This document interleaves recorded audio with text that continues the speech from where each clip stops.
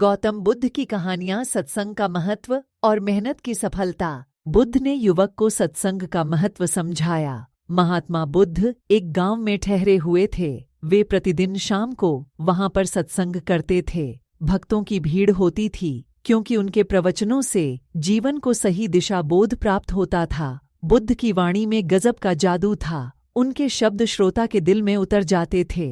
एक युवक प्रतिदिन बुद्ध का प्रवचन सुनता था। एक दिन जब प्रवचन समाप्त हो गए तो वह बुद्ध के पास गया और बोला, महाराज, मैं काफी दिनों से आपके प्रवचन सुन रहा हूँ, किंतु यहाँ से जाने के बाद मैं अपने गृहस्थ जीवन में वैसा सदाचरण नहीं कर पाता जैसा यहाँ से सुनकर जाता हूँ। इससे सत्संग के महत्व पर शंका भी होने लगती है। बताइए मैं क्या करूँ? बुद्ध ने युवक को बांस की एक टोकरी देते हुए उसमें पानी भरकर लाने के लिए कहा। युवक टोकरी में जल भरने में असफल रहा। बुद्ध ने यह कार्य निरंतर जारी रखने के लिए कहा। युवक प्रतिदिन टोकरी में जल भरने का प्रयास करता, किंतु सफल नहीं हो पाता। कुछ दिनों बाद बुद्ध ने उससे पूछा, इतने दिनों से टोकरी में लगातार जल डालने से क्या टोकरी में कोई फर्क नजर आया? युवक बोला, एक फर्क जरूर नजर आया है।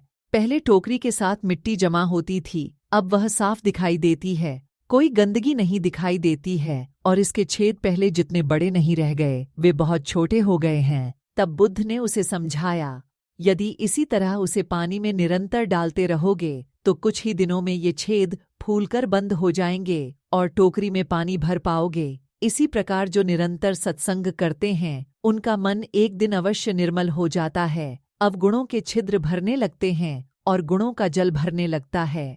युवक ने बुद्ध से अपनी समस्या का समाधान पा लिया। निरंतर सत्संग से दुर्जन भी सज्जन हो जाते हैं, क्योंकि महापुरुषों की पवित्र वाणी उनके मानसिक विकारों को दूर कर उनमें सद्विचारों का आलोक प्रसारित कर देती है। बुद्ध की शिक्षा से मेहनत सफल हुई। एक आदमी को बुद्ध ने सुझाव दिया कि दूर से पानी लाते हो, क्यों नहीं अपने घर के पास एक कुआं खोद लेते? हमेशा के लिए पानी की समस्या से छुटकारा मिल जाएगा। सलाह मानकर उस आदमी ने कुआं खोदना शुरू किया, लेकिन 7-8 फीट खोदने के बाद उसे पानी तो क्या, गीली मिट्टी का भी चिन्ह नहीं मिला। उसने वह जगह छोड़कर दूसरी जगह खुदाई शुरू की, लेकिन 10 फीट खोदने के बाद भी उसमें पानी नहीं निकला। उसने फिर तीसरी जगह कुआं खोदना शुरू किया, लेकिन यहाँ भी उसे निराशा ही हाथ लगी। इस क्रम में उसने 8-10 फीट के 10 कुएं खोद डाले, लेकिन पानी कहीं नहीं मिला।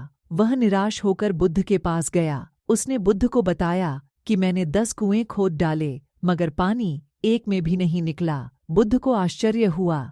वे स्वयं चलकर उस स्थान पर आए जहां उसने 10 गड्ढे खोदे हुए थे। बुद्ध ने उन गड्ढों की गहराई देखी और सारा माजरा समझ गए। फिर वे बोले, 10 कुएं खोदने की बजाय एक कुएं में ही तुम अपना सारा परिश्रम लगाते तो पानी कब का मिल गया होता। तुम सब गड्ढों को बंद कर दो, केवल एक को गहरा करते जाओ, पानी निकल आएगा। उसने बुद्ध की बात मानकर ऐसा ही किया। परिणाम स्वरूप कुआं पूर्ण होते ही पानी निकल आया। सबने भगवान बुद्ध की जय जयकार की। इस प्रकार हमारी कहानी यहीं पर समाप्त होती है। अगर आपको कहानी पसंद आती है तो वीडियो को लाइक करें और चैनल को सब्सक्राइब करें, ताकि आप ऐसी ही नई कहानी देख सकें और मुझे कमेंट करके बताएं कि इस कहानी से आप क्या सीखें। मिलते हैं अगले वीडियो में एक नई कहानी के साथ। तब तक के लिए खुश रहें, स्वस्थ रहें और मोटिवेटेड रहें। Thank you.